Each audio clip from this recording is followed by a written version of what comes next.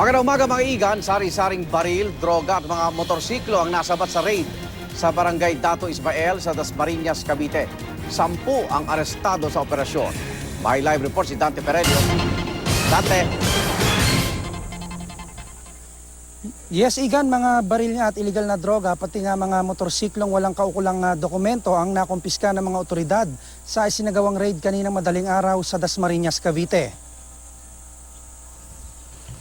Igan, pasado alas 3 kaninang madaling araw nang salakay ng di bababa sa 100 operatiba ng Cavite Provincial Police Office ang 5 bahay sa barangay Dato Ismael sa Dasmariñas, Cavite na pinaniniwala ang pinagtataguan ng mga tulak ng droga at miyembro ng Gun for Hire Group.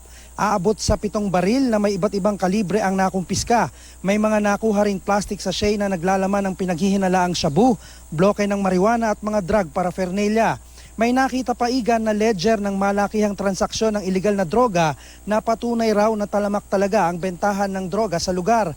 Kinumpiska rin ang higit sa 30 motorsiklo dahil walang mga plaka at rehistro. Ibeberipika kung nakaw ang mga sasakyan o di kaya ginagamit sa krimen.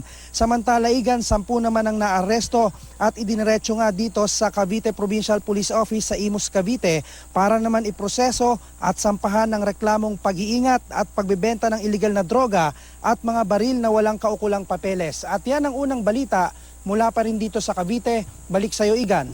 Maraming salamat, Dante Perelio.